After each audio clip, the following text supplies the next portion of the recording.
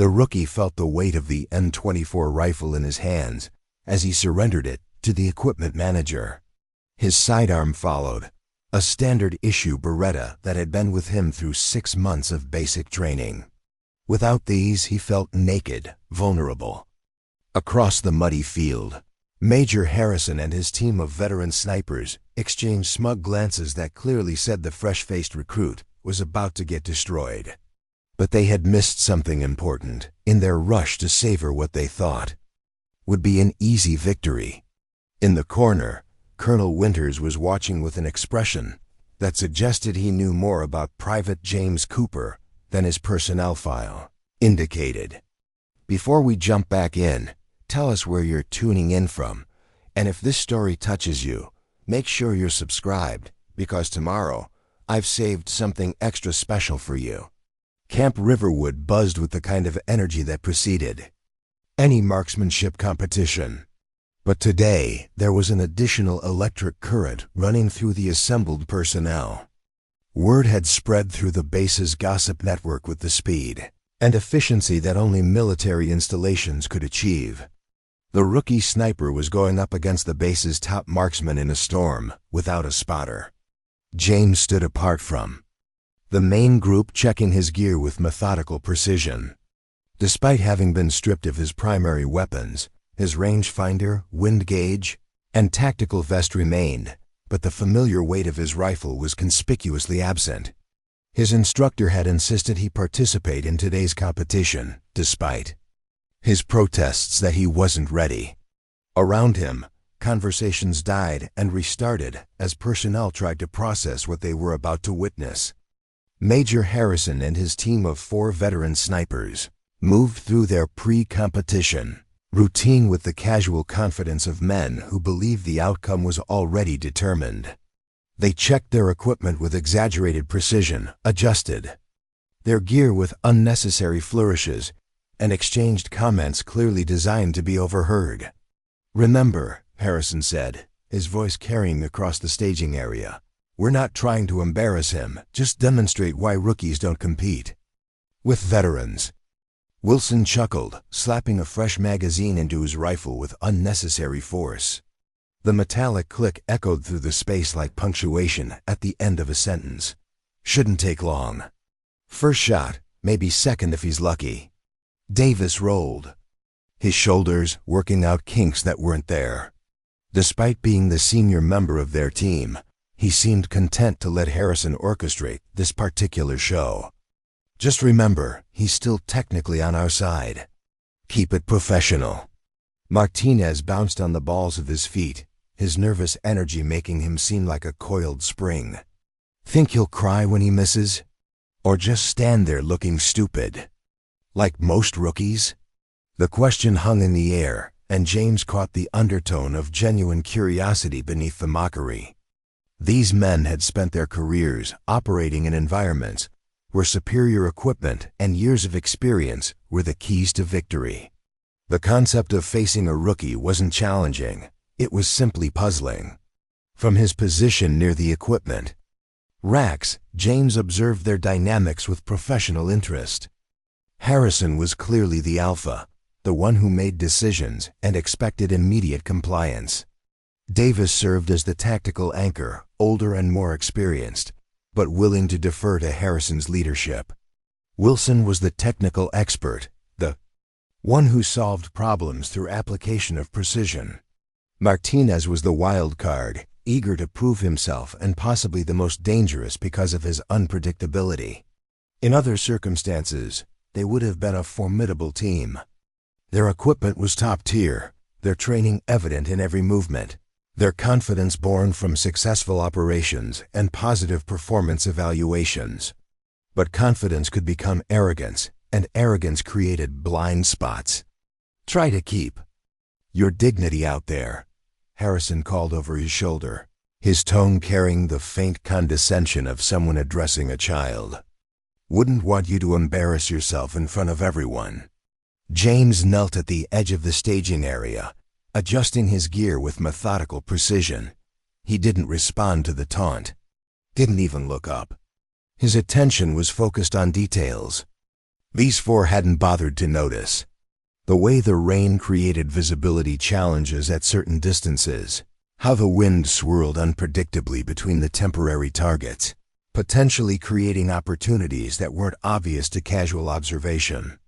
The fact that their gear made distinct sounds when they moved, scope covers opening, the metallic clink of ammunition, the whisper of fabric against fabric.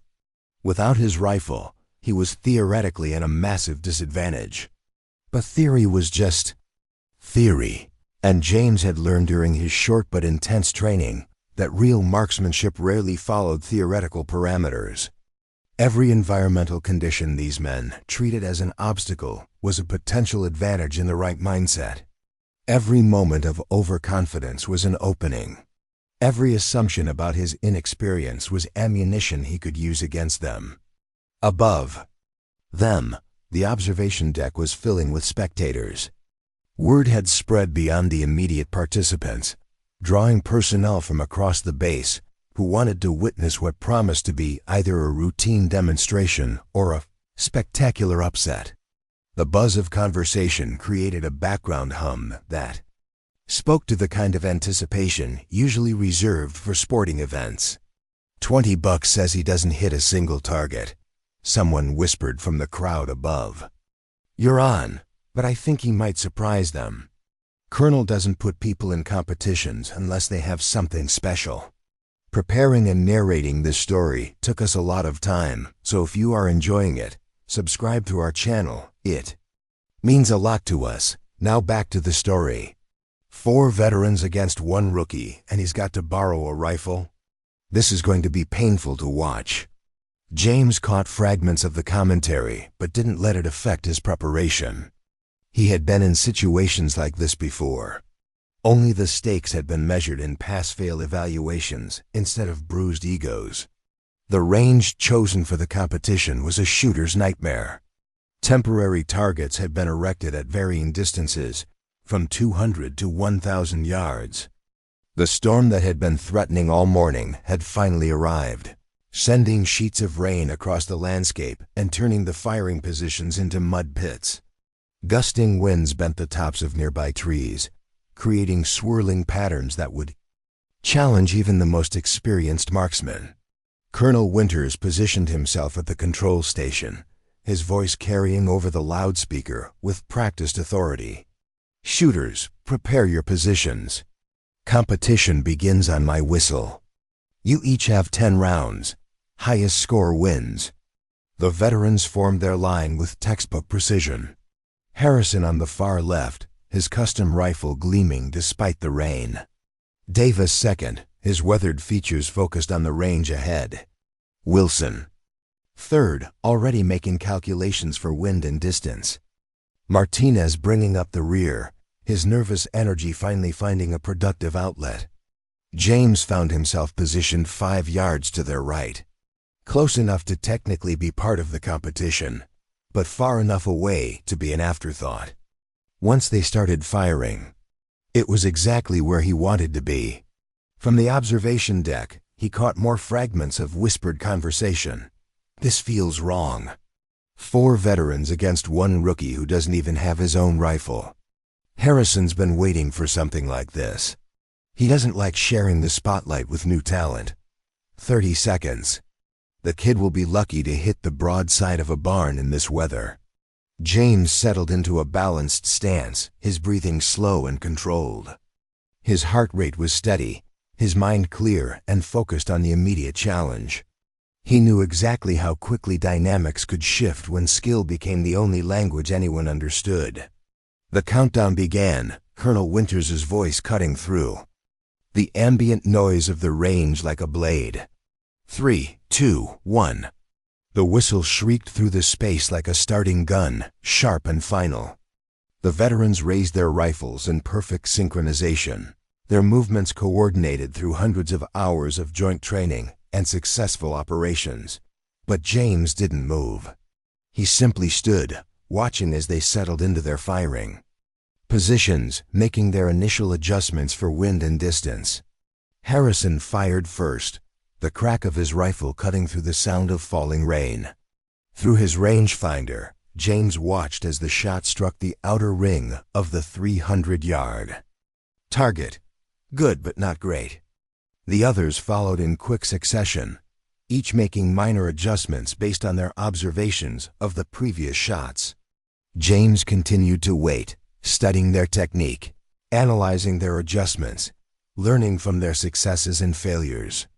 The spectators on the observation deck leaned forward, sensing that whatever was about to happen wouldn't be the routine demonstration they had expected. What is he doing? Why isn't he shooting? He's studying them, smart kid. 30 seconds into the competition, and James still hadn't touched a rifle. Harrison glanced over, his expression a mixture of confusion and contempt. Giving up. Already, rookie? He called, just before firing his second shot. This one struck closer to the center of the 500-yard target, but still not a perfect hit. James didn't respond. His attention was focused on the environmental conditions, watching how the bullets were affected by the gusting wind and driving rain. He was creating a mental map of the invisible forces that would determine success or failure. At the 1-minute mark, Colonel Winters approached with a standard-issue M24 sniper rifle. Nothing special, nothing customized. Basic military equipment that any recruit might be assigned. "Whenever you're ready, Private Cooper," the colonel said, his voice neutral but his eyes communicating something else entirely. James took the rifle with a nod of thanks, checked the action with practiced efficiency, and moved to his assigned position. By now, the veterans had each fired 4 or 5 rounds, with varying degrees of success. The weather was playing havoc with their carefully calculated shots, forcing constant adjustments and creating frustration that showed in their increasingly tense postures. James lay down in the mud, not bothering with the shooting mat that the others had carefully positioned to keep themselves clean and dry. He embraced the elements, becoming part of the environment rather than trying to remain separate from it. His first shot preparation seemed to take forever. He adjusted his position multiple times, checked and rechecked his sight picture, and waited through several gusts of wind. The spectators grew restless, wondering if he was stalling or simply afraid to reveal his incompetence. Harrison fired his 6th shot, striking near the center of the 700-yard target. "That's how it's done. Rookie," he called, his voice carrying the smug satisfaction of someone who believed his superior skill had been confirmed. James ignored the comment, continuing his methodical preparation. When he finally pulled the trigger, the sound was almost lost in a thunderclap that rolled across the range. Through his scope, he watched as his bullet struck the absolute dead center of the 800-yard target. Perfect shot, maximum points. The range went silent except for the sound of falling rain. Harrison lowered his rifle slightly, his expression confused as he tried to process what he had just witnessed. Davis nodded slightly, professional enough to acknowledge a good shot regardless of who had made it. Wilson squinted through his scope as if he couldn't believe the evidence of his own eyes. Martinez simply stared, his usual nervous energy momentarily stilled. James didn't celebrate, didn't even change expression. He simply adjusted his position slightly, calculated his next shot, and waited for the perfect moment between wind gusts. His second bullet struck the dead center of the 900-yard target. Another perfect shot. "Holy shit," someone whispered from the observation deck, the words carrying clearly in the sudden silence that had fallen over the range. "The kid's not even using a spotter." James continued his methodical approach, taking his time, embracing the mud and rain, becoming one with the environment that the veterans were still treating as an adversary. His third shot struck the center of the 1,000-yard target, completing a perfect long-distance sequence that would have been impressive in ideal conditions, let alone in a storm. Harrison's face flushed as he realized what was happening. His next shot went wide, missing the target completely as his concentration faltered. Davis maintained his composure, making a respectable hit, but nothing that could match James's precision. Wilson and Martinez exchanged worried glances, suddenly aware that their assumption of easy victory had been catastrophically wrong. By the 6-minute mark, the competition had transformed from a planned humiliation into a masterclass in adverse condition shooting. James had fired 6 shots, all striking center mass on targets of increasing difficulty. The veterans had each fired their full complement of 10 rounds, with results that ranged from respectable to disappointing as the pressure affected their concentration. Colonel Winters approached the firing line, his expression neutral but his eyes missing nothing. "Final shots, gentlemen," he announced. "Make them count." Harrison took a deep breath, trying to regain his composure. His final shot struck near the center of the 800-yard target. Good, but not perfect. Davis followed with a similar result. Wilson and Martinez managed respectable hits, but nothing spectacular. James prepared for his final shot with the same methodical precision he had shown throughout the competition. But this time, he shifted his aim toward a small, almost invisible target that had been placed at the extreme edge of the range. A target that wasn't officially part of the competition, but represented the kind of challenge that separated good marksmen from legendary ones. At that moment, a gust of wind strong enough to rock the observation tower swept across the range. Rain fell in sheets, reducing visibility to a minimum. Conditions that would cause most snipers to wait, to hold their fire until the environment became more cooperative. James fired. The bullet traveled through wind and rain, its path invisible, but its destination certain. It struck the distant target dead center, a shot that should have been impossible given the conditions, the equipment, and the shooter's supposed inexperience. The sound of the impact reached them seconds later, a metallic ping that cut through. The storm, like a bell announcing something significant, had just occurred. Colonel Winters knelt down in the mud beside James, examining the target through his own scope with an expression of disbelief that quickly transformed into something like reverence. "Gentlemen," he announced, his voice carrying across the range, "with absolute authority, I believe we have a new record at Camp Riverwood." The transformation in the veteran's posture was immediate and complete. Harrison's arrogance evaporated like morning mist, replaced by the stunned expression of someone who had just discovered he had been challenging a prodigy. Martinez suddenly found the mud fascinating, his nervous energy redirected into what appeared to be intense concentration on his bootlaces. Wilson swallowed hard, his Adam's apple bobbing as he processed the implications of having been defeated by a rookie using standard equipment in weather conditions that should have made such precision impossible. But it was Davis whose reaction was most telling. The experienced veteran had spent enough time in the field to understand exactly what they had just witnessed. His expression reflected not just surprise, but a dawning respect that came from recognizing genuine talent that transcended experience or equipment advantages. "Sir," Harrison managed, his voice coming out strained and barely above a whisper. "We didn't know."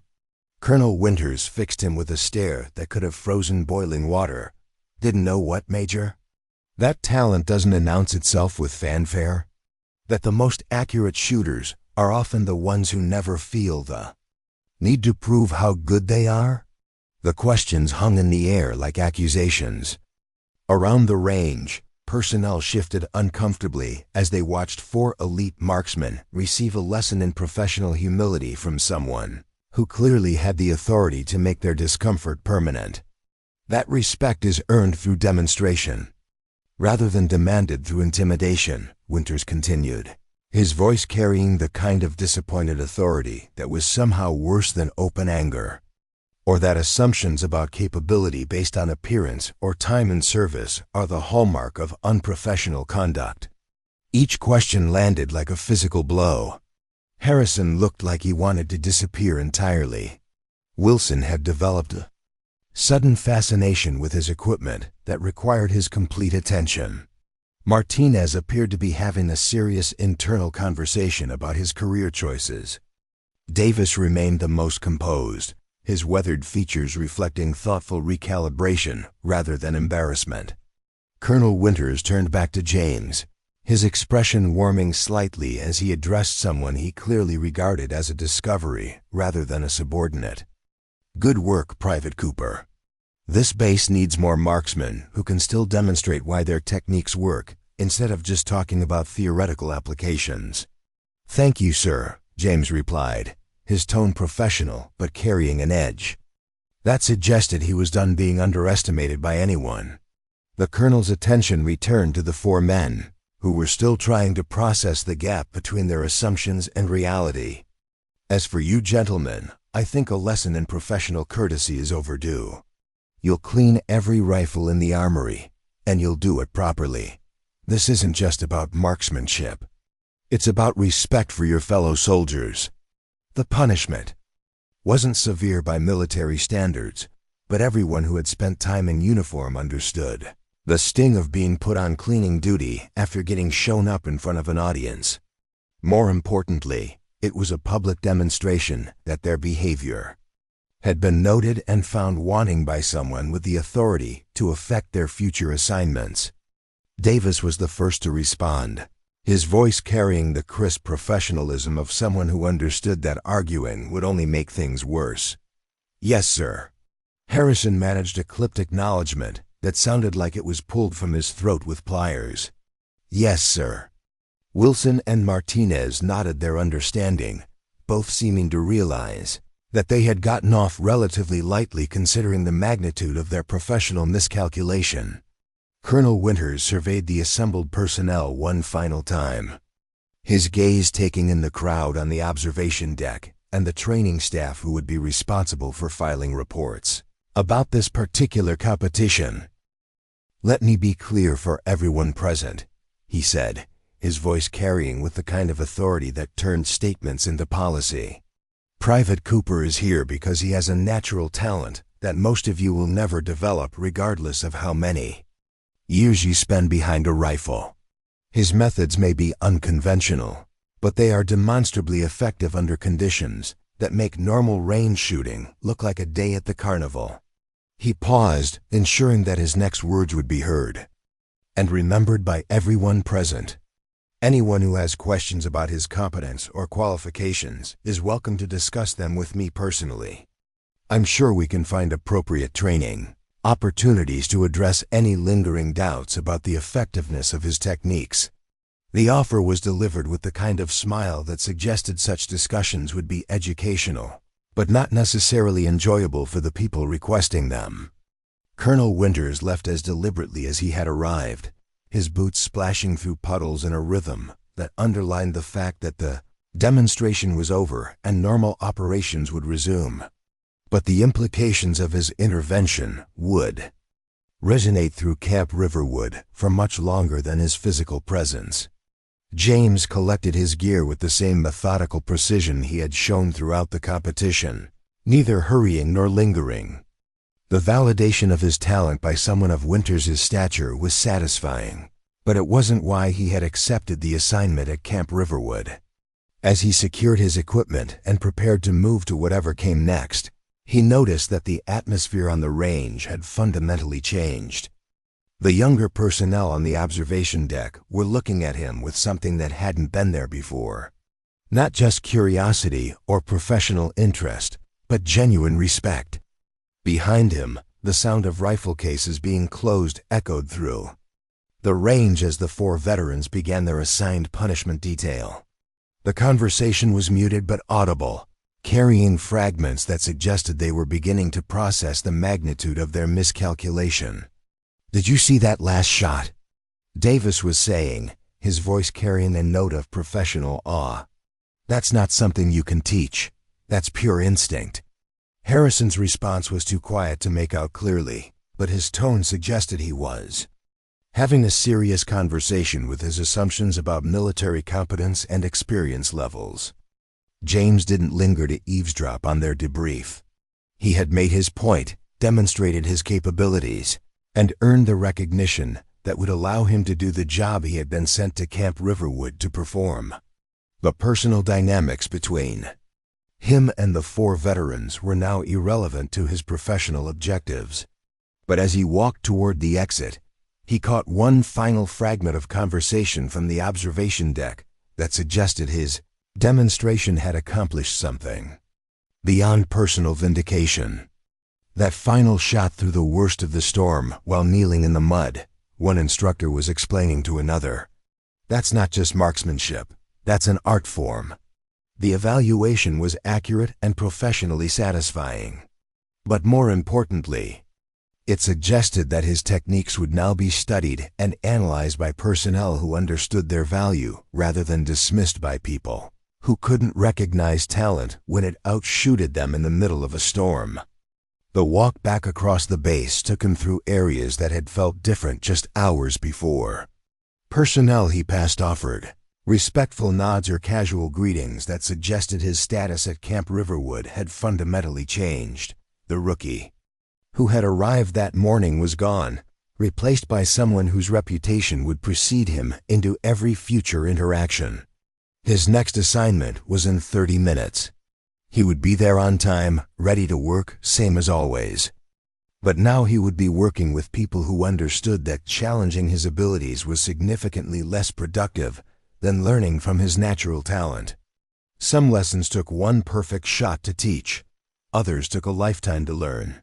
The smart money was on these 4 veterans figuring out which category they had just experienced and adjusting their professional behavior accordingly. Camp Riverwood continued its mission of turning good soldiers into better ones. The only difference was that 4 veteran snipers now understood that the most talented people were often the ones you would never suspect. And one quiet rookie had reminded everyone that respect should be earned rather than demanded. In the end, that was probably worth more than any formal training exercise could have accomplished. 3 days after the range incident, Camp Riverwood had settled into a new rhythm. The story had spread through the military grapevine with the efficiency that only truly spectacular events could achieve, growing in detail and accuracy with each retelling. By the time it reached the mess halls and motor pools, the essential facts remained intact. The rookie had outshot 4 veteran snipers in a storm and made Colonel Winters kneel in the mud to verify his impossible final shot. James arrived at the morning briefing to find the seating dynamics had subtly changed. Where before he had chosen his own position based on tactical considerations, now there was an empty chair in the front row that seemed to have been reserved through some unspoken consensus. Personnel nodded respectfully as he passed, their acknowledgments carrying the weight of genuine professional recognition rather than mere courtesy. The 4 veterans were already present, seated together but noticeably quieter than they had been in previous sessions. Their gear was arranged with even greater precision than before, and their attention to the briefing materials suggested a newfound appreciation for details they might previously have dismissed. Captain Reynolds entered precisely on time, his expression suggesting that the previous day's reports had generated significant interest from higher headquarters. "Good morning, everyone. Today's exercise will focus on long-range target identification and engagement in dense forest environments." He gestured to a detailed map displayed on the main screen. 3 separate fire teams, 5 potential target zones, changing weather conditions. Success requires patience, precision, and adaptation to rapidly changing visibility.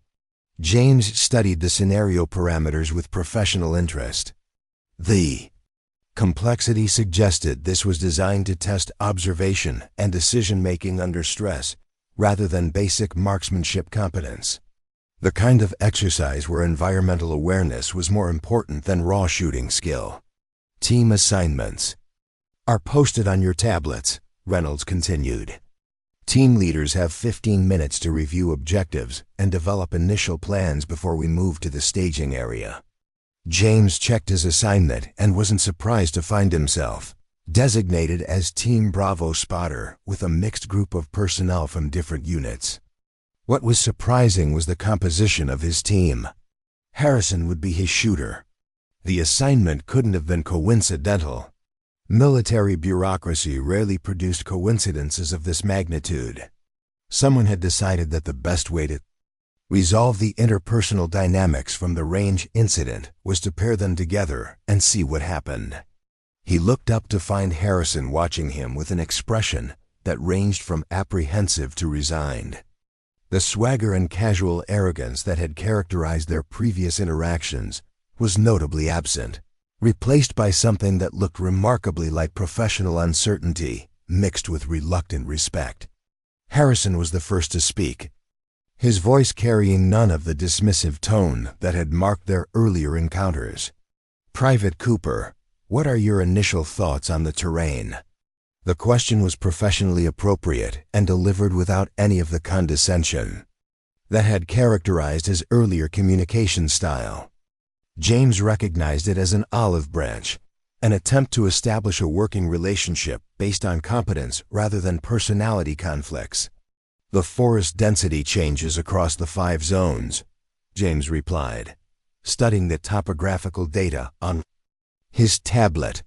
"Wind patterns will be unpredictable near the ridge lines. We'll need to identify microclimate indicators to make accurate adjustments." Harrison leaned forward, his features reflecting genuine interest in James's assessment. "Standard. Wind flags won't be visible through the canopy. What visual indicators would you recommend?" The question demonstrated professional engagement rather than the defensive posturing that had characterized their previous interactions. James found himself appreciating the Major's direct approach to problem solving. "We need to establish multiple reference points," he said, beginning to sketch out a preliminary plan. "Tree movement patterns at different heights, how light filters through branches, insect and bird behavior, changes before weather shifts." Harrison nodded slowly, his expression suggesting he was processing information he wouldn't normally consider. "Most spotters focus exclusively on mathematical calculations. You're talking about reading the environment like a book." "Math works in controlled conditions," James replied. "Nature doesn't care about our calculations. It tells us what we need to know if we learn to listen." "That's not the approach I was taught," Harrison admitted, a hint of newfound humility in his voice. "It's not something that gets taught in standard courses," James acknowledged. "It's something you develop when you grow up hunting for food rather than sport." Harrison's eyebrows raised slightly. "You learn to shoot as a hunter?" "My grandfather was a subsistence hunter in rural Montana," James explained.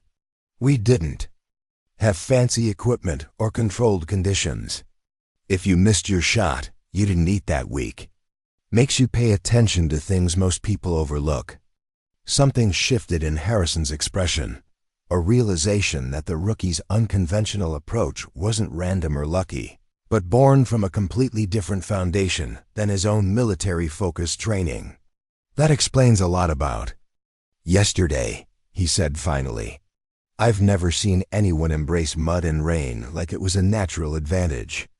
"Because for me, it was," James replied simply. "You were fighting the conditions. I was working with them." Harrison nodded slowly, his professional pride visibly wrestling with new information that challenged his fundamental assumptions about marksmanship excellence. "For this exercise," James continued, "we should focus on adapting to the forest's natural rhythm rather than trying to impose our technical preferences on the environment." By the time Captain Reynolds called for movement to the staging area, James and Harrison had developed a preliminary approach that blended conventional military protocols with unconventional environmental awareness techniques. The plan was unlike anything Harrison would have created on his own, but he had contributed his extensive experience with standard operating procedures to create something neither could have developed independently. "Not bad for a first collaboration," Harrison observed as they gathered their gear. "Feels like we might actually function as a team instead of working against each other." James appreciated the observation. The competitive hostility that had poisoned their initial interactions had been replaced by something more productive, professional collaboration focused on mission accomplishment rather than personal vindication. The staging area was bustling with activity as 3 teams prepared for deployment into the forest training zone. Team Alpha consisted entirely of regular infantry sharpshooters, their coordination reflecting standard military doctrine. Team Charlie mixed veteran snipers with experienced spotters, creating a formidable competitive force. But it was Team Bravo, the unlikely pairing of Camp Riverwood's most arrogant veteran with its most unassuming rookie, that drew the most attention from observers and other participants. "Think they'll actually work together?" someone whispered from a nearby group. "Smart money says they either dominate the exercise or kill each other trying," came the response. James ignored the commentary, focusing instead on final equipment checks and last-minute coordination with Harrison. The external expectations and gossip were irrelevant to the tactical problem they were about to face. Captain Reynolds appeared at the central control station, his voice carrying over the assembled teams with practiced authority. "Exercise commences in 5 minutes. Remember, this is about target identification and engagement in challenging conditions. Patience and precision will be rewarded more than speed." The reminder was clearly directed at teams who might be tempted to rush their shots rather than waiting for optimal conditions. James caught Reynolds glancing in their direction, his expression suggesting he was curious about how their unlikely partnership would perform. "Final comms check," Harrison directed, and James responded with the crisp professionalism of someone who had decided to set aside personal conflicts in favor of operational effectiveness. "Bravo spotter, comes good," James reported, his voice clear on the communication channel.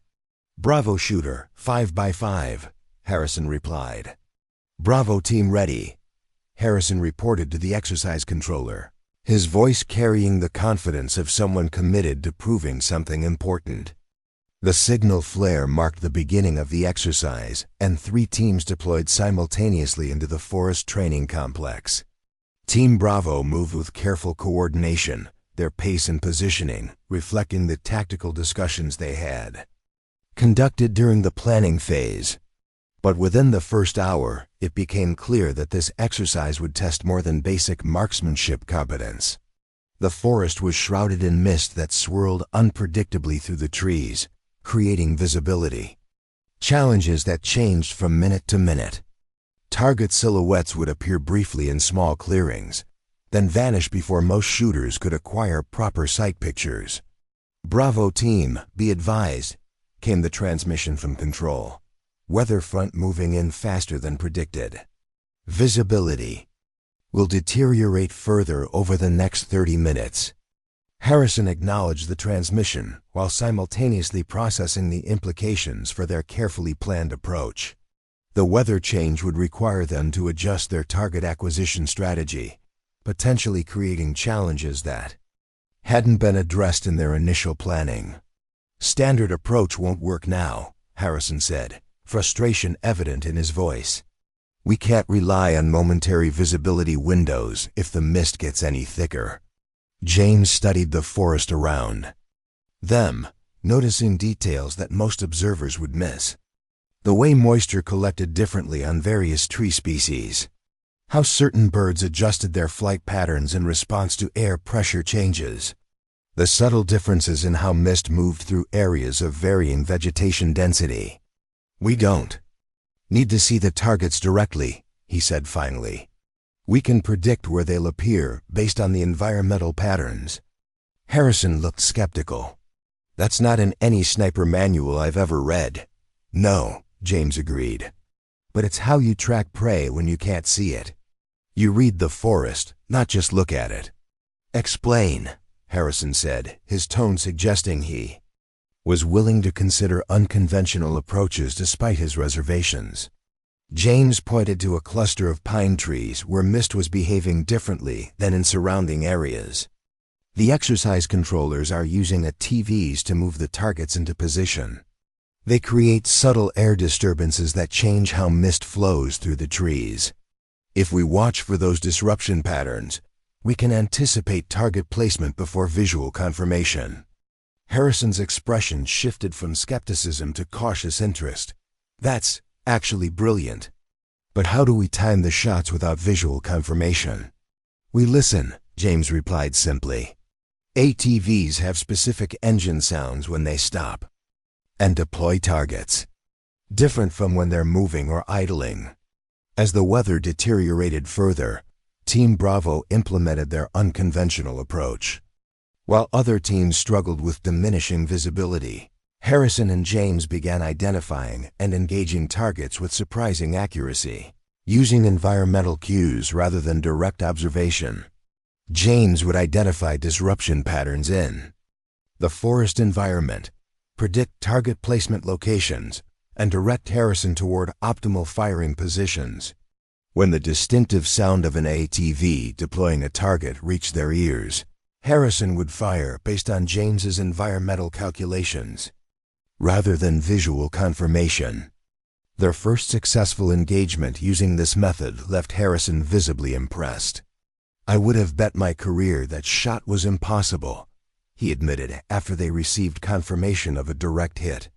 "You literally just had me shoot at missed." Based on how birds were flying.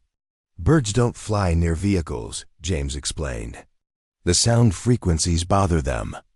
Their absence creates a bubble in the forest that tells us exactly where mechanical activity is happening."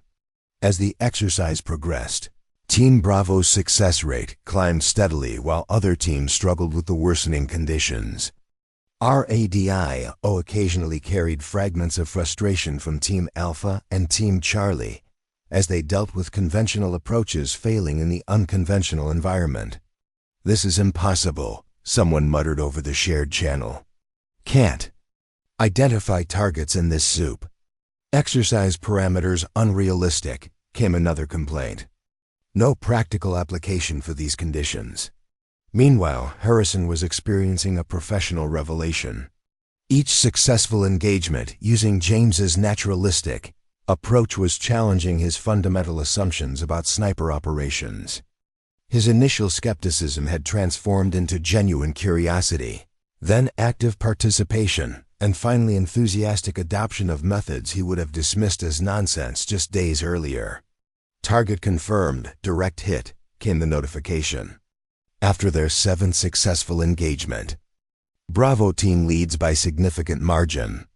Harrison turned to James with an expression that suggested a profound realization had just occurred. "I've been shooting competitively for 15 years, deployed as a sniper for 8.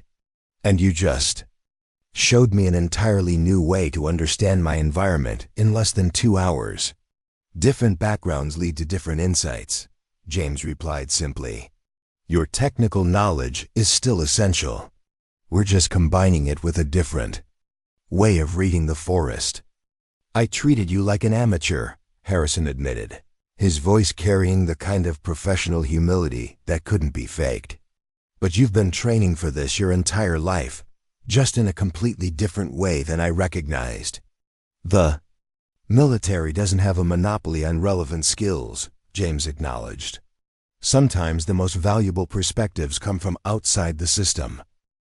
As the final hour of the exercise began, weather conditions deteriorated to what would normally be considered impossible for sniper operations. Visibility dropped to less than 20 meters, and conventional target acquisition became completely impractical. "Exercise controllers advise all teams," came the transmission. "Final target deployment will proceed despite weather conditions. Teams may opt to suspend operations without penalty due to visibility restrictions." Team Alpha and Team Charlie both transmitted their decision to suspend operations, citing unsafe conditions and impossible parameters. But Harrison looked at James with a new expression, one of complete professional trust. "Can we still do this?" he asked simply. James studied the forest, feeling the subtle changes in air pressure, noting the way certain plants were reacting to barometric shifts, observing how water droplets formed differently on various surfaces. "Yes," he replied with quiet confidence. "But we'll need to move to higher ground where the air currents are more distinct." They relocated to a ridge that provided no visibility advantage. The mist was just as thick, but offered better Environmental indicators for James's unconventional tracking methods. As they settled into position, Harrison made a final adjustment to his rifle that spoke volumes about his transformed perspective. "I'm removing the scope," he announced, replacing his expensive optical sight with simple iron sights. "In this visibility, it's useless. Better to reduce variables and trust your environmental read." The decision was so contrary to conventional sniper doctrine that it would have been considered professional heresy in normal circumstances.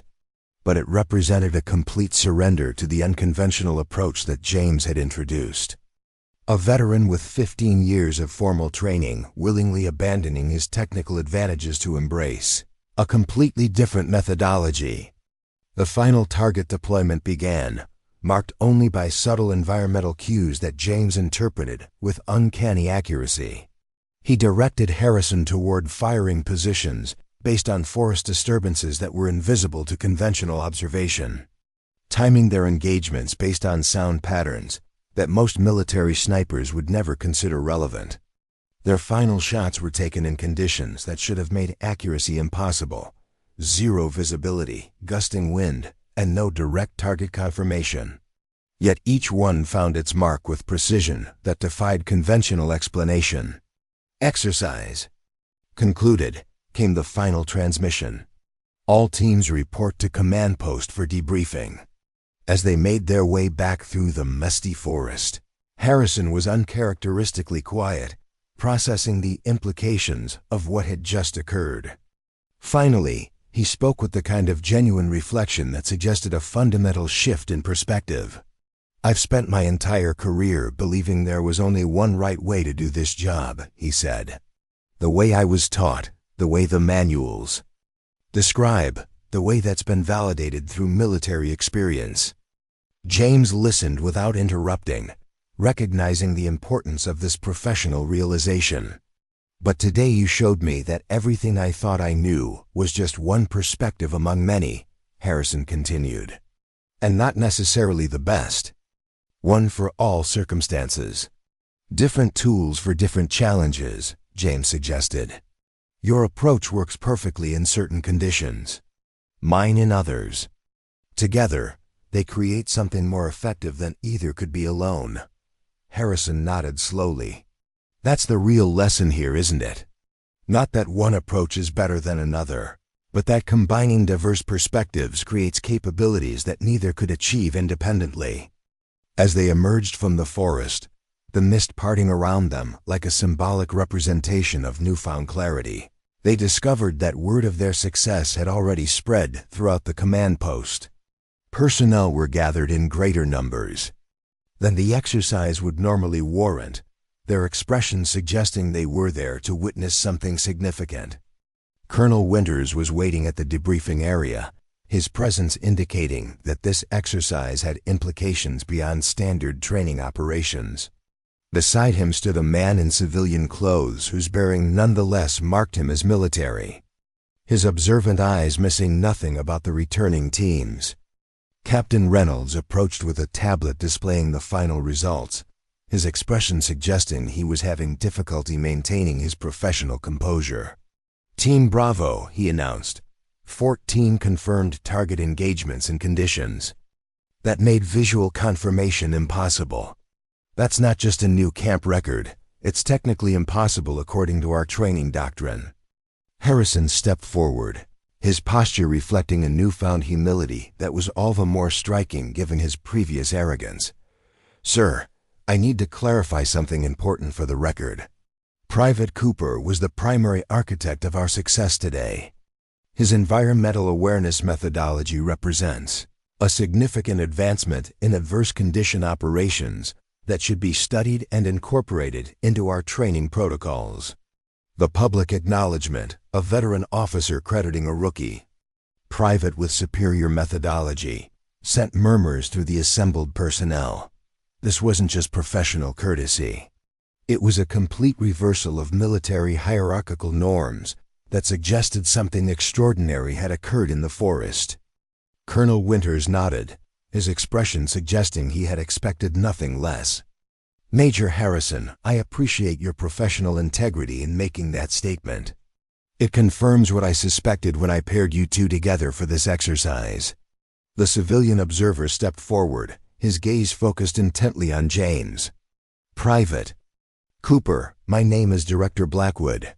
I oversee special reconnaissance development for situations where conventional approaches are ineffective or compromised. What you demonstrated today is precisely the kind of adaptive methodology we've been trying to develop for years. James maintained his composure, though the implications of a civilian director's presence at a routine training exercise were significant. Your background in naturalistic observation, combined with formal military training, creates a hybrid skill set that doesn't exist anywhere in our current operational framework, Blackwood continued. We'd like to explore the possibility of developing a training program based on your methodologies. The offer wasn't just professional recognition. It was an invitation to transform individual talent into institutional knowledge that could benefit countless others. James glanced at Harrison, whose expression suggested genuine support rather than the resentment that might have been expected just days earlier. I believe there would be significant value in that, James replied carefully. But the approach works best when combined with conventional training, not as a replacement for it. Harrison nodded his agreement. The integration of methodologies proved more effective than either approach independently. I would be interested in contributing the conventional perspective to such a program, if that would be helpful. The offer represented a complete transformation, from attempted humiliation to voluntary collaboration in less than a week. It wasn't just professional growth. It was a fundamental shift in how Harrison understood excellence and expertise. Colonel Winters exchanged glances with Director Blackwood, both seeming pleased by this unexpected development. Gentlemen, Winters said, I believe we have the beginnings of something important here. Report to my office tomorrow morning at 0800 to discuss how we might formalize this collaborative approach. As the debriefing concluded and personnel dispersed to their various assignments, Harrison approached James with an expression of genuine respect. I owe you an apology, he said simply. Not just for how I treated you initially, but for how I've approached my entire career. I've been so focused on proving I was right that I never considered I might be missing entire dimensions of what makes a truly exceptional sniper. Apology accepted, James replied. More importantly, you demonstrated today that you can set aside preconceptions when evidence contradicts them. That's the mark of a true professional. Harrison extended his hand. Partners? James accepted. The handshake without hesitation. Partners. As they walked back toward the barracks, the mist finally beginning to clear from the forest behind them, James reflected on the transformation that had occurred over the past few days. The hostile challenge that had characterized their initial encounter had evolved into professional respect and functional collaboration. The veteran who had attempted to humiliate him had become a colleague who understood his value and respected his expertise. But more importantly, they had both learned something about the nature of true professional excellence. It wasn't about individual dominance or experiential superiority. It was about combining diverse perspectives in service of mission accomplishment. The lessons of the range incident had been absorbed and applied in ways that benefited everyone involved. Camp Riverwood was fulfilling its mission of turning good soldiers into better ones.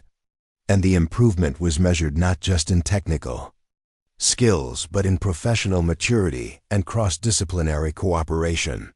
Some victories were measured in perfect shots through impossible conditions. Others were measured in the long-term growth of professional relationships and mutual respect. Both types of victory were equally important to the military's overall mission effectiveness. And both types had been achieved through the simple process of allowing talent to speak for itself, rather than demanding recognition through confrontation or tradition. 2 weeks later, Camp Riverwood had transformed in ways that extended far beyond routine training modifications. The story of the impossible shots in the misty forest had joined the mud-kneeling incident in camp folklore, spreading through official channels and unofficial gossip networks with equal velocity. But unlike most military legends that grew more exaggerated with each retelling, these stories remained remarkably accurate, perhaps because the unembellished truth was already extraordinary enough. James entered the newly established Environmental Adaptation Training Center, a repurposed building that now housed the experimental program developed from his unconventional methodologies. What had begun as a simple training exercise had evolved into something that carried the distinct energy of innovation and discovery. The central room had been transformed from a standard briefing area into a dynamic teaching space. One wall displayed traditional sniper calculation charts and ballistic tables. The opposite wall featured natural indicators, bird migration patterns, plant responses to weather changes, and forest density analyses that would have seemed completely out of place in conventional military training. In the center, a detailed topographical model showed the terrain features of their upcoming field exercise, a challenging mountain range with microclimate zones that would test even the most experienced marksmen. Around it stood a group of 12 snipers and spotters, selected from various military branches for their exceptional skills and open-minded approaches to innovation. Harrison was already present, engaged in detailed discussion with Davis, Wilson, and Martinez, the other 3 veterans from the original range incident. Their body language displayed none of the arrogant superiority that had characterized their earlier interactions. Instead, they showed the focused attention of professionals, genuinely trying to integrate new concepts with their established expertise. The traditional wind calculation methods break down completely in mountain valleys, Harrison was explaining, pointing to specific terrain features on the model. Cooper's environmental indicators give us alternatives when mathematical models fail. Davis nodded thoughtfully, his weathered features reflecting the careful consideration of someone evaluating new information against decades of experience. Conventional training treats environmental factors as obstacles to overcome. This approach treats them as information sources to leverage. Wilson, the technical specialist, was meticulously documenting correlation patterns between traditional measurement tools and natural indicators. The challenge is creating a system that bridges these approaches, something that translates environmental awareness into terms that conventionally trained snipers can understand and apply. Martinez, once nervous and eager to prove himself, now displayed the calm focus of someone who had found a genuine challenge worthy of his energy. The integration points are where the real breakthroughs happen, not one method replacing the other, but creating something entirely new from both. James observed their discussion with quiet satisfaction. These men had transformed from skeptical adversaries into collaborative innovators in just 2 weeks. Their initial resistance had evolved into active engagement, creating a dynamic that produced insights neither approach could have generated independently. Director Blackwood entered with Colonel Winters, both carrying tablets with detailed data from the previous day's field tests. Their expression suggested cautious optimism rather than the political calculation that often accompanied experimental military programs. "Gentlemen," Blackwood announced, "yesterday's results are extremely promising. The integrated teams outperformed both conventional and purely naturalistic approaches by significant margins." Colonel Winters brought up a comparative performance chart on the main display screen. More importantly, the performance gap widened as conditions deteriorated. When visibility and weather created challenges, the integrated methodology showed its true value. Harrison stepped forward, his posture reflecting the confident humility of someone who had found purpose in collaborative excellence rather than individual superiority. "Sir, we've identified 3 key integration points where conventional and naturalistic approaches complement each other perfectly." He highlighted specific areas on the mountain model. First, using environmental indicators to select optimal firing positions that mathematical models would never identify. Second, combining traditional ballistic calculations with naturalistic wind reading to achieve accuracy in chaotic conditions. Third, creating observation protocols that blend technical equipment with sensory awareness. James moved to join him at the model, their teamwork now so natural that they completed each other's analytical processes without conscious effort. The most significant finding is that these approaches aren't just compatible, they're synergistic. When properly integrated, they create capabilities that neither methodology could achieve independently. Director Blackwood nodded with evident satisfaction. That's precisely what the Joint Chiefs were hoping to hear.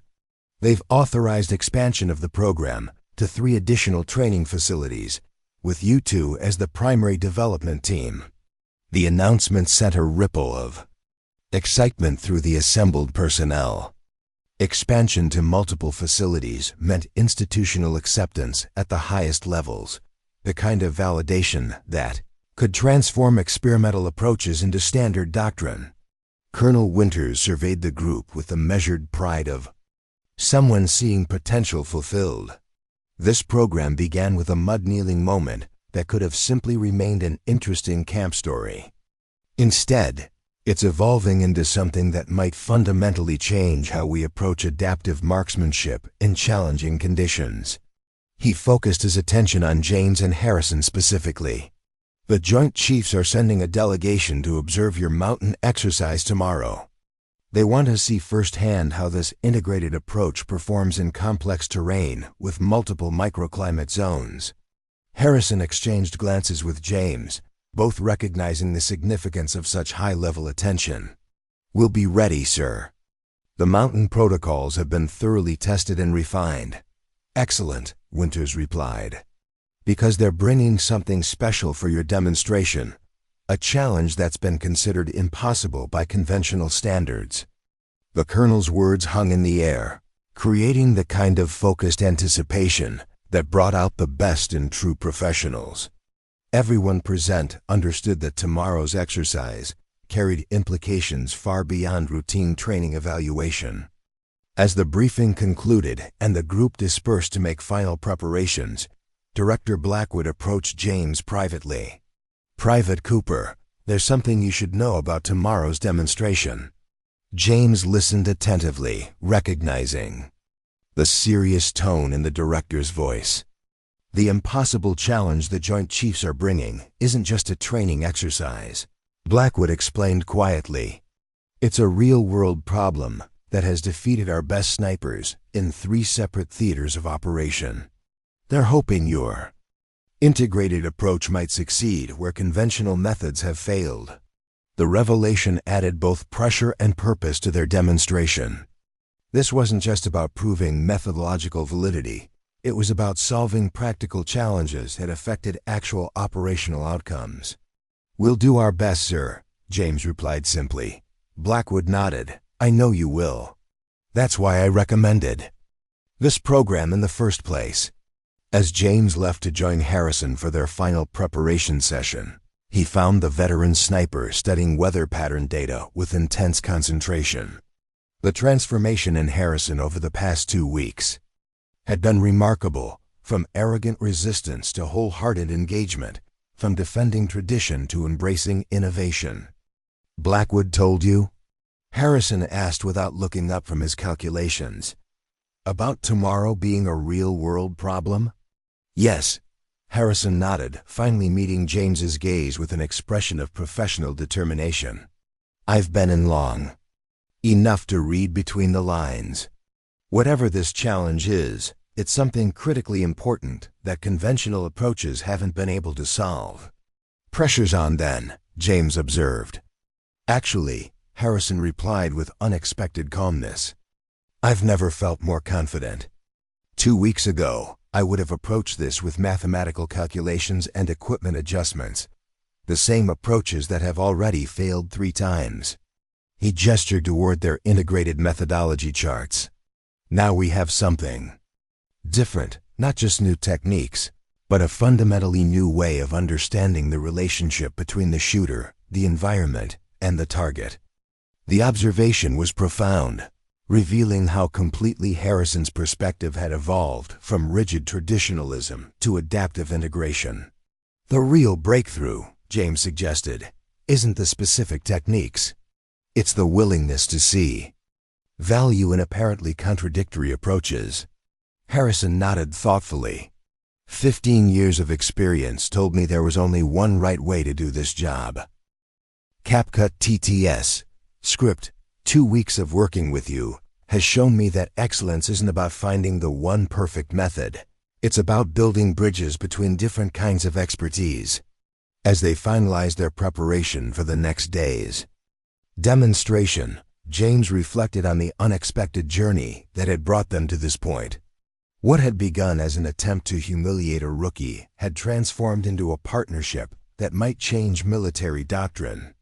The mud-kneeling moment that could have remained a simple tale of individual triumph had evolved into something with far greater impact, a catalyst for institutional innovation. The mountain range exercise began at dawn the following day with weather conditions that seemed deliberately designed to challenge even the most skilled marksmen.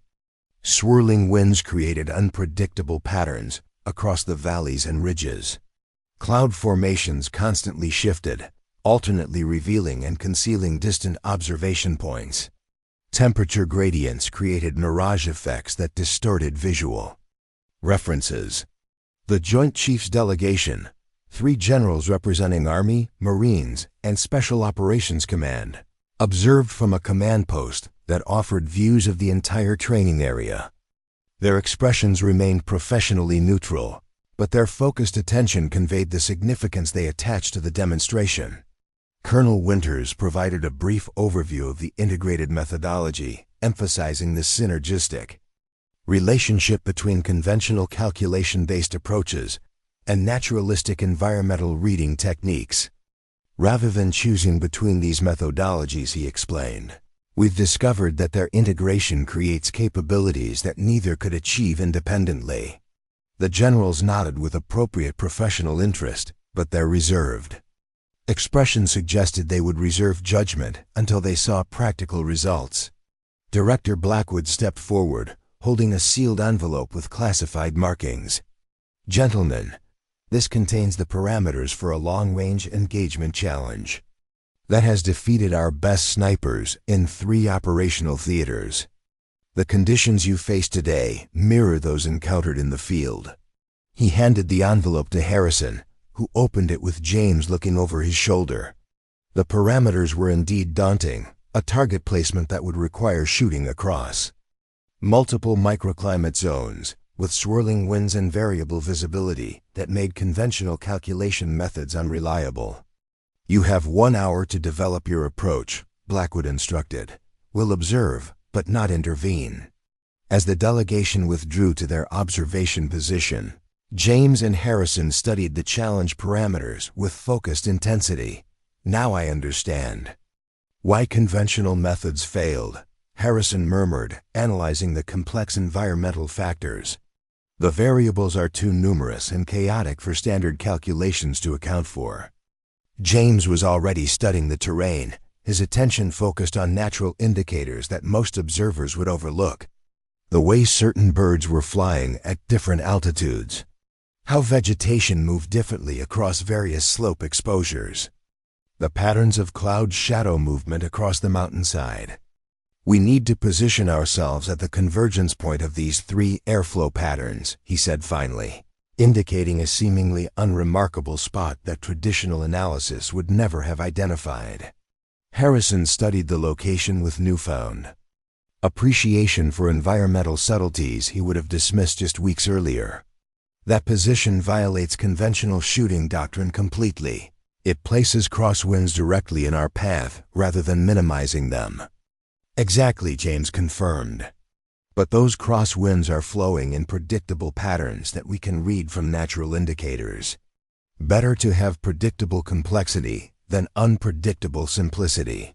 They move to the unconventional position, setting up their equipment with the seamless coordination that had developed through intensive practice. Harrison handled the technical aspects, rifle setup, basic calculations, equipment checks, while James focused on environmental reading, establishing natural reference points that would allow them to track invisible air movements. From the observation post, the generals watched with professional interest as the team established their position in a location that contradicted standard doctrine. Their expressions suggested skepticism about this unconventional approach, but they reserved judgment as professionals should. Target deployment confirmed, came the announcement over their communication system. Engagement window now open. The target was barely visible at extreme range, positioned in a way that required the bullet to travel through at least 3 distinct microclimate zones. Conventional snipers would have attempted to calculate each zone's effects individually, creating a composite adjustment that inevitably failed due to the dynamic interactions between zones. Instead, James and Harrison implemented their integrated approach. James read the environmental patterns, bird flight paths, vegetation movement, cloud behavior, to identify the rhythmic patterns and seemingly chaotic air movements. Harrison translated these observations into technical adjustments, creating a firing solution that no conventional methodology could have produced. Wind shifting in 3, 2, 1, James murmured, reading subtle changes in the environment that were invisible to CONVENTIONO observation. Harrison made a final adjustment, his movements reflecting complete trust in his partner's environmental assessment. Ready, send it, James confirmed. Harrison squeezed the trigger with practiced precision, sending the round on its journey through complex, swirling air currents that would have defeated conventional calculation methods. The bullet traveled through multiple microclimate zones, each affecting its trajectory in ways that standard ballistics tables couldn't predict. The impact came seconds later, a direct hit on a target that had been considered effectively impossible under the given conditions. From the observation post, the general's professional reserve finally broke. One leaned forward with binoculars, clearly wanting to verify the hit personally. Another checked the target confirmation data on his tablet with an expression of disbelief. The third simply nodded slowly, the gesture conveying more respect than effusive praise ever could. Confirm that, the Special Operations General requested, his voice carrying the calm authority of someone who had seen too much to be easily impressed. Direct hit, center mass, came the range officer's confirmation. 1 shot, 1 kill. The validation was delivered in standard military terminology, but everyone present understood its significance. This wasn't just a successful training exercise. It was the solution to a real-world problem that had implications for operational effectiveness across multiple theaters. Colonel Winters approached with a satisfied expression that suggested this outcome was precisely what he had expected. Gentlemen, what you've just witnessed is the practical application of an integrated methodology that combines the best aspects of conventional and naturalistic approaches. Director Blackwood nodded his agreement. More importantly, it demonstrates how institutional willingness to embrace apparently contradictory perspectives can create solutions to problems that seemed unsolvable. The Army general stepped forward, his expression thoughtful. I've watched dozens of demonstration exercises during my career. Most show incremental improvements to existing methods. What we've seen today is something different, a fundamental rethinking of how we approach environmental adaptation. The Marine general nodded his agreement. The implications extend beyond marksmanship. This integration of technical precision with environmental awareness could transform multiple domains of military operations. The Special Operations representative, typically the most reserved of the three, delivered the most significant assessment. We need this methodology deployed as soon as possible. The operational challenge you just solved has cost lives and compromised missions.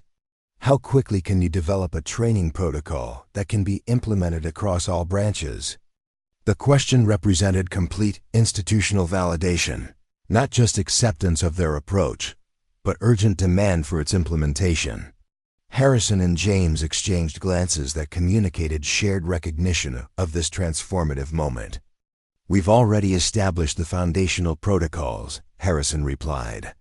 "With appropriate resources, we could have initial training modules ready within 30 days.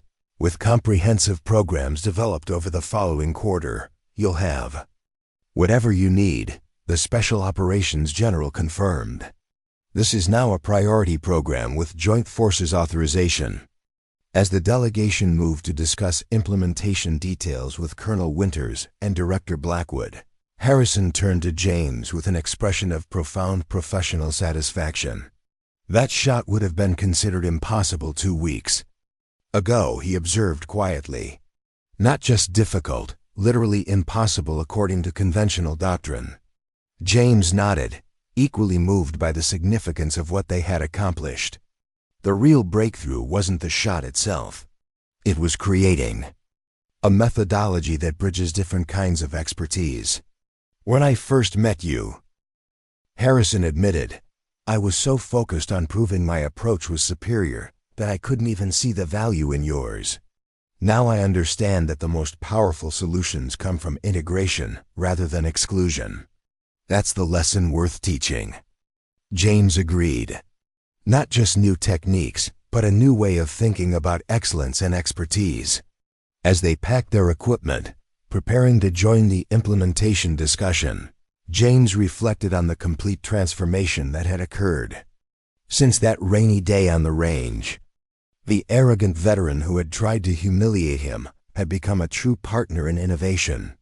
The rookie who had been expected to fail had become an architect of methodological change that would affect military operations for years to come. But, most importantly, both had discovered something profound about the nature of true excellence. It wasn't found in rigid adherence to tradition or in revolutionary rejection of established practice. It emerged from the thoughtful integration of diverse perspectives, creating approaches that honored the wisdom of experience while embracing the insights of fresh vision.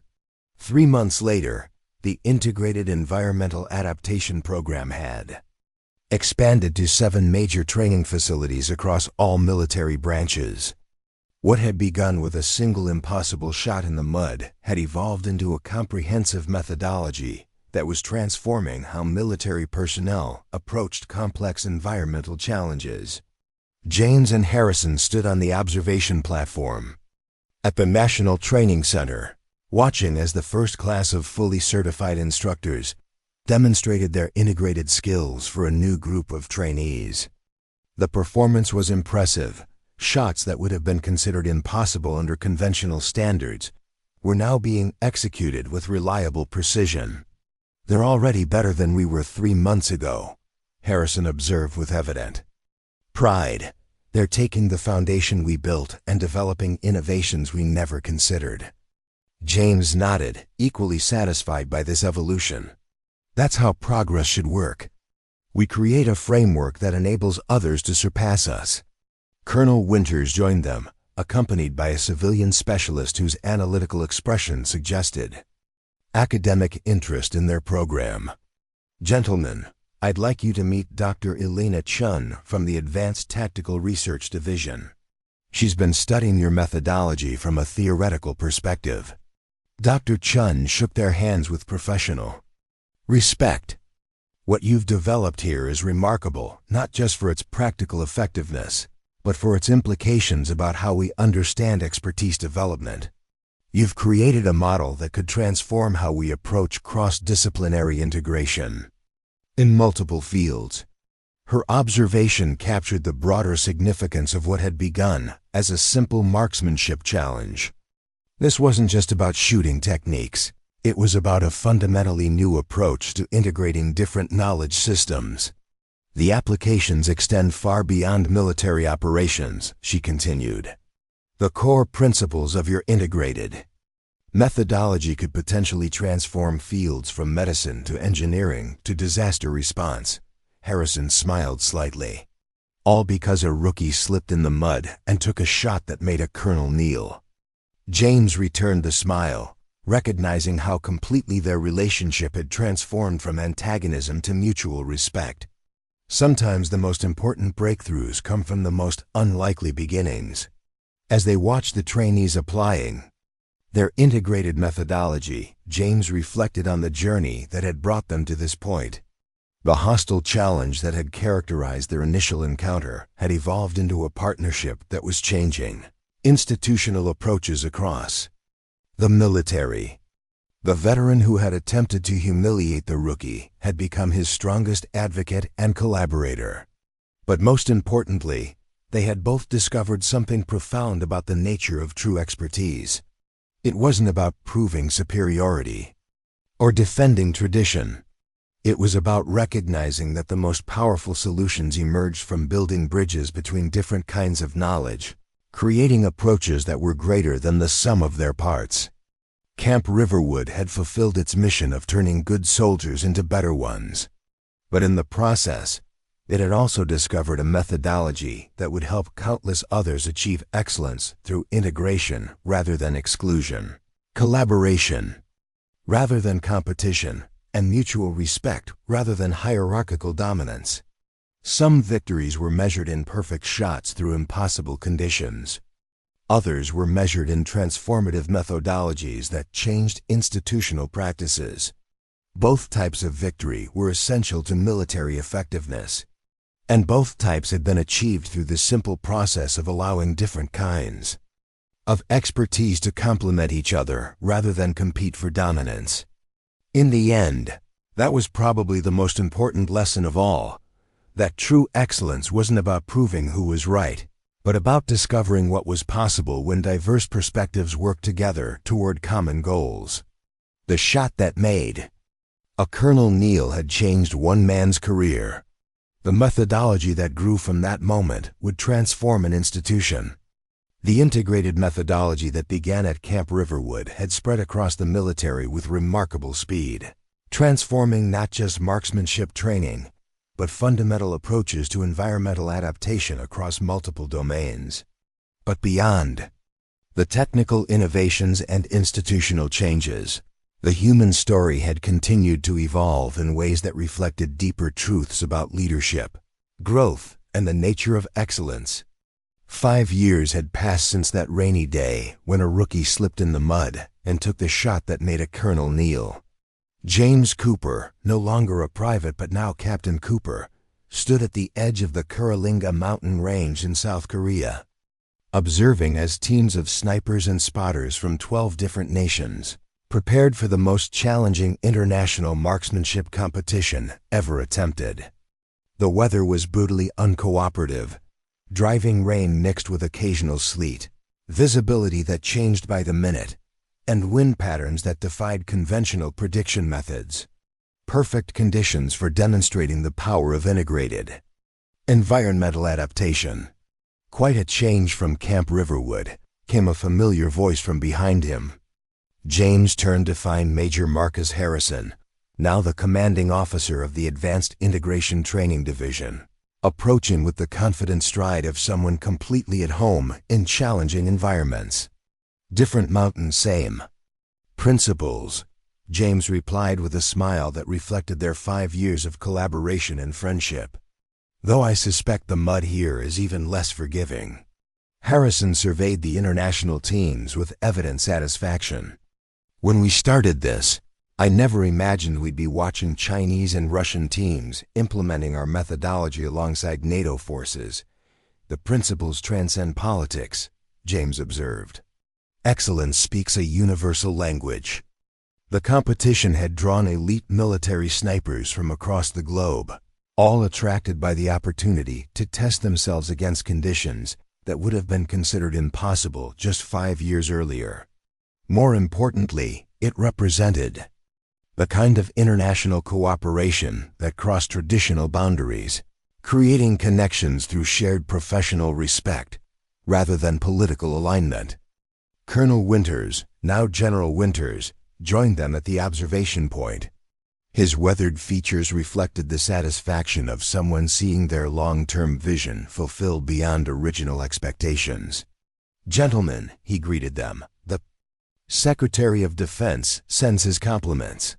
The diplomatic impact of this event has exceeded all projections.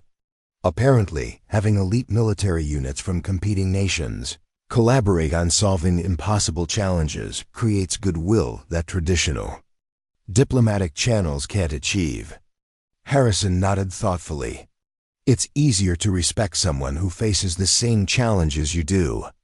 These teams might represent different flags, but they all understand what it means to fight the same environment." James observed the interactions between international teams with particular interest.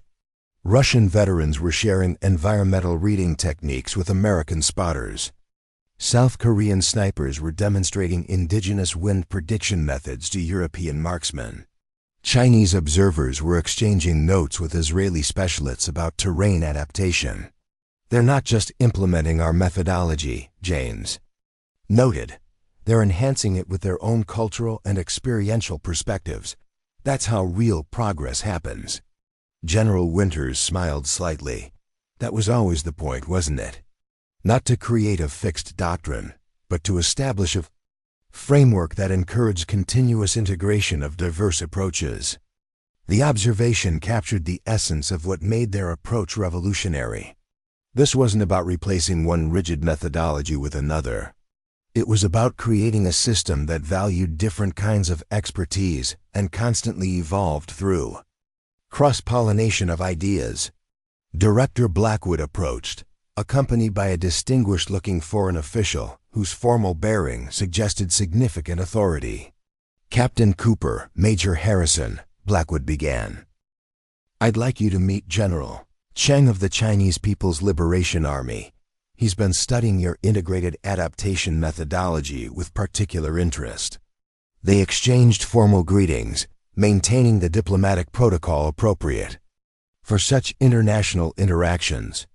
But beneath the formality, there was a current of genuine professional respect that transcended political boundaries.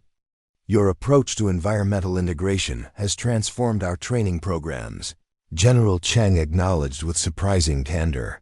"Particularly your emphasis on combining technical precision with naturalistic awareness.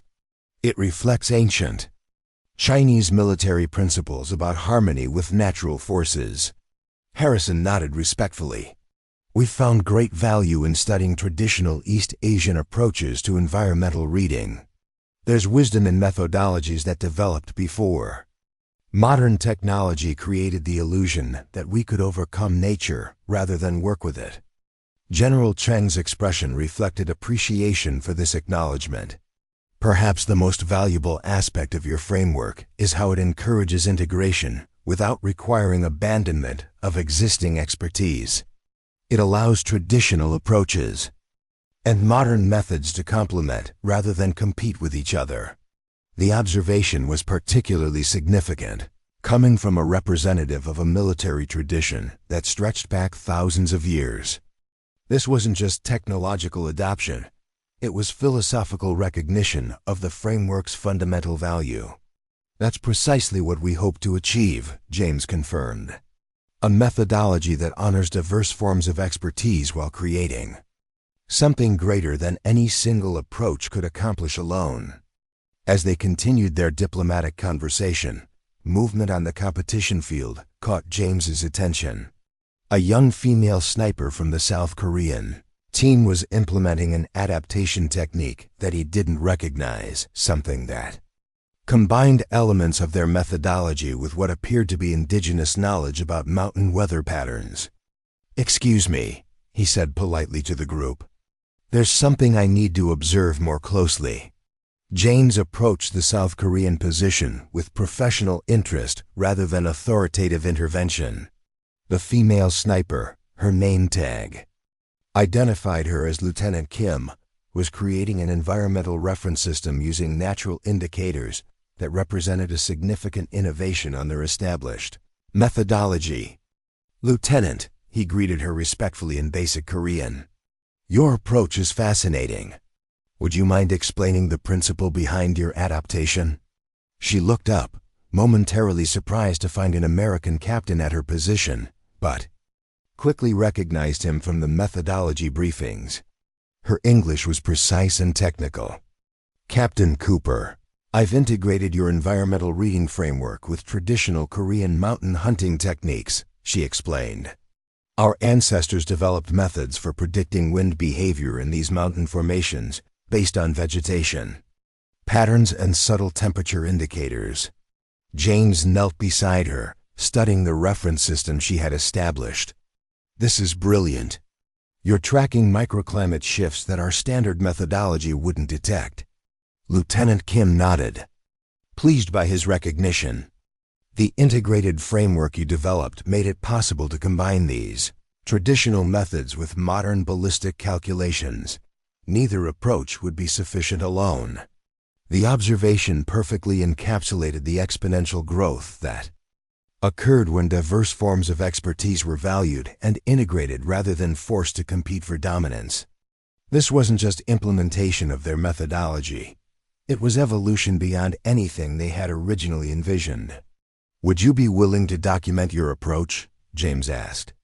This represents exactly the kind of cross-cultural integration that can advance the entire field. Of course, she replied. My team leader has already encouraged me to prepare a formal presentation for the Joint Development Conference tomorrow. As James returned to the observation point, Harrison met him with a questioning expression. Something interesting? Lieutenant Kim has integrated traditional Korean mountain hunting techniques with our environmental reading framework, James explained. It's a significant advancement for microclimate prediction in mountainous terrain.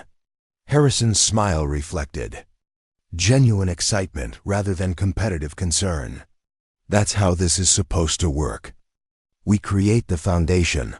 Others build upon it with their unique perspectives, and everyone benefits from the collective wisdom.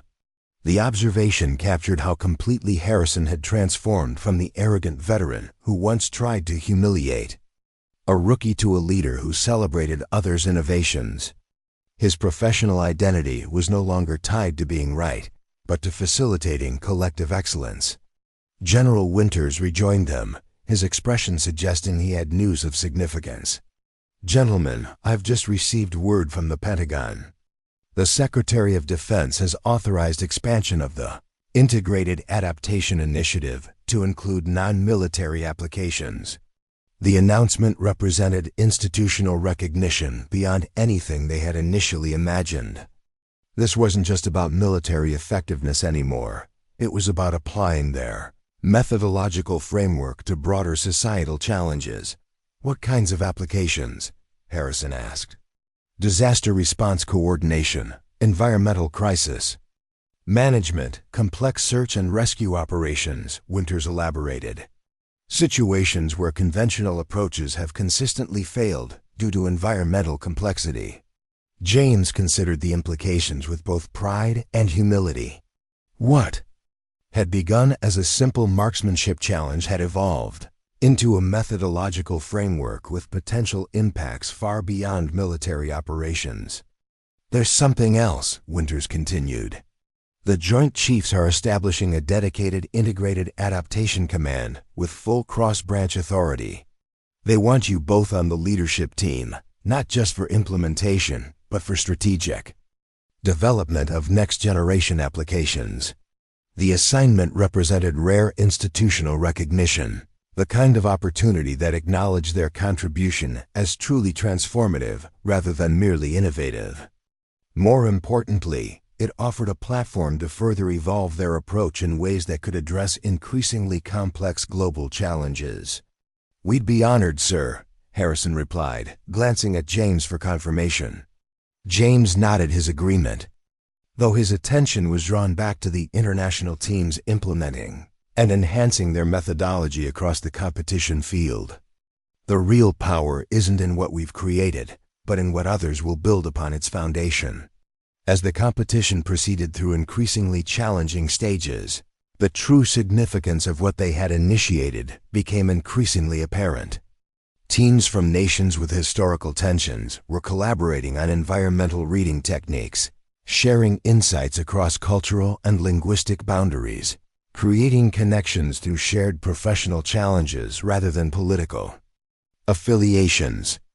Director Blackwood rejoined them as the final stage began, an impossible challenge that required engaging targets across 3 distinct climate zones and conditions that conventional doctrine would have considered completely prohibitive.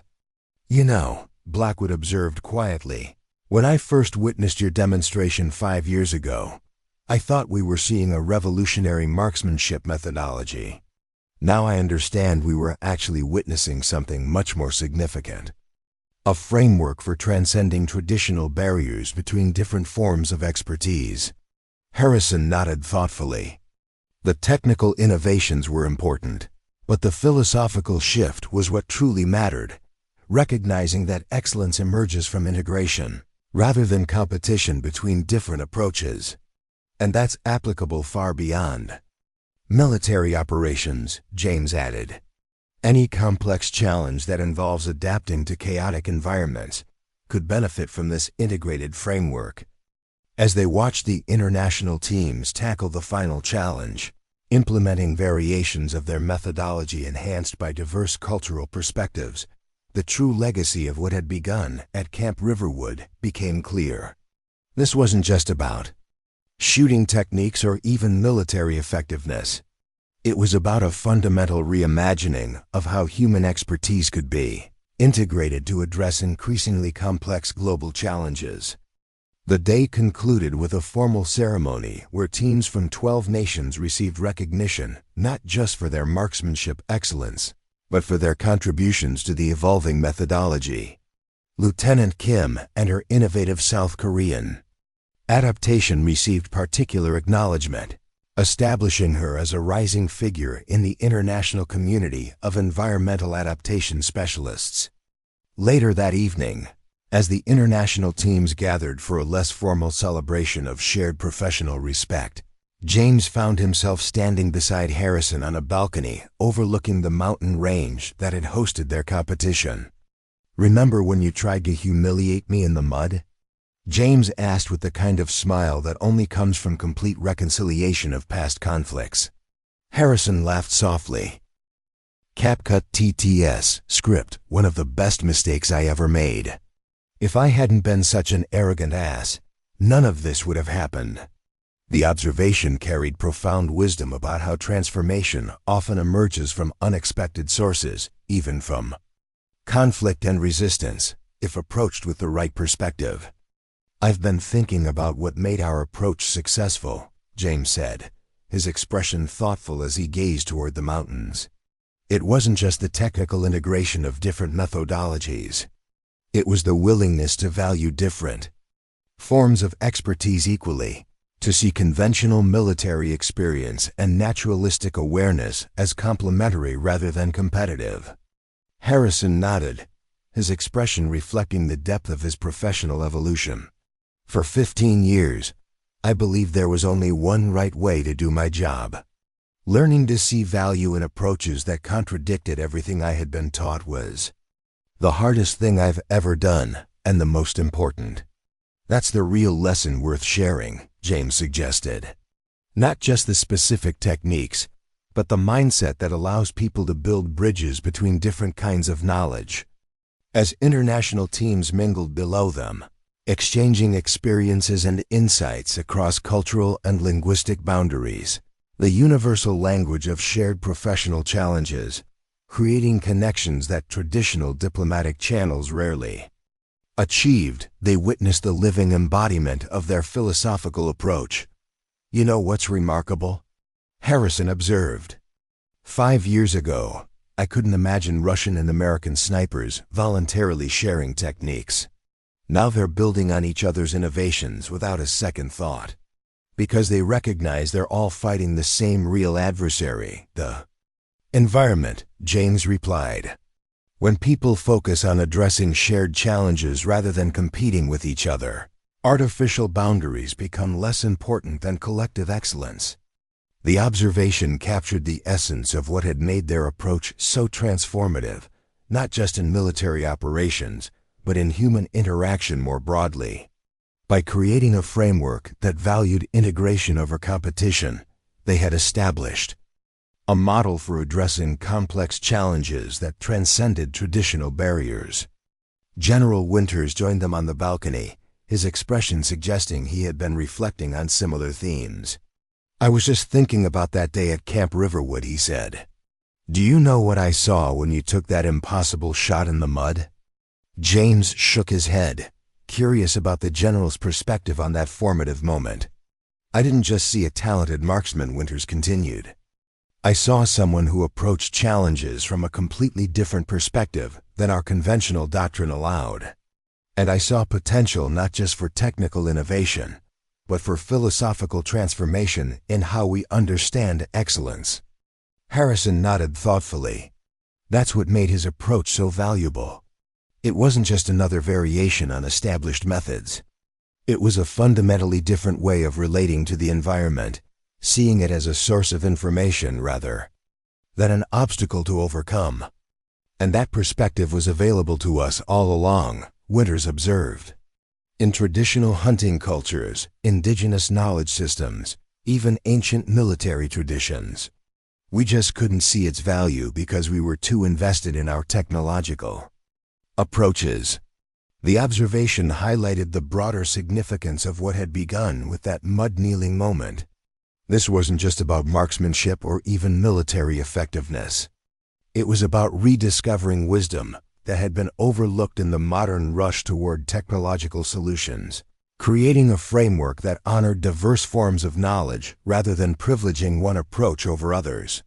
As they prepared to return to the celebration, James paused for a final look at the mountain range that had hosted their international demonstration. The environment that conventional doctrine had once treated as an adversary to be conquered now served as a teacher, offering lessons to those willing to listen rather than merely impose their will. "You know what I'm most proud of?" he said quietly.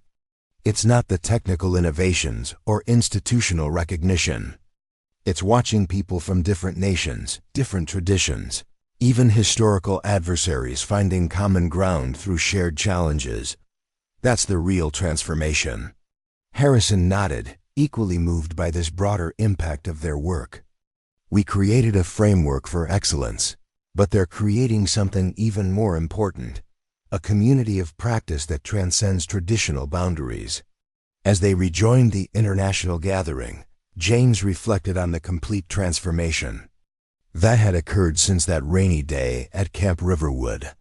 The hostile challenge that had characterized their initial encounter had evolved into a partnership that was changing approaches across national and institutional boundaries. The arrogant veteran who had attempted to humiliate the mud-covered rookie had become his closest colleague and friend. But most importantly, they had both discovered something profound about the nature of true excellence. It wasn't about proving superiority or defending tradition. It was about creating frameworks that valued diverse forms of expertise, building bridges between different kinds of knowledge, and recognizing that the most powerful solutions emerged from integration rather than competition. The shot that made a Colonel Neal had changed one man's career. The methodology that grew from that moment had transformed institutions across national boundaries. And the philosophical approach that emerged from their collaboration was now creating connections between historical adversaries, demonstrating that shared challenges could transcend political differences when approached with mutual respect and commitment to collective excellence. In the end, that was probably the most important lesson of all, that true transformation rarely comes from grand strategic initiatives or formal diplomatic channels. It emerges from individual moments of excellence, from willingness to value different perspectives, and from the recognition that our greatest adversaries are rarely each other, but rather the complex challenges we all face together. The rookie who slipped in the mud and the veteran who learned to kneel in recognition of unexpected excellence had both discovered the same essential truth. that the path to genuine transformation begins not with asserting dominance, but with demonstrating the kind of excellence that inspires others to build upon your foundation, creating something greater than any individual could achieve alone. Up next, you've got 2 more standout stories right on your screen. If this one hit the mark, you won't want to pass these up. Just click and check them out. And don't forget to subscribe and turn on the notification bell so you don't miss any upload from us.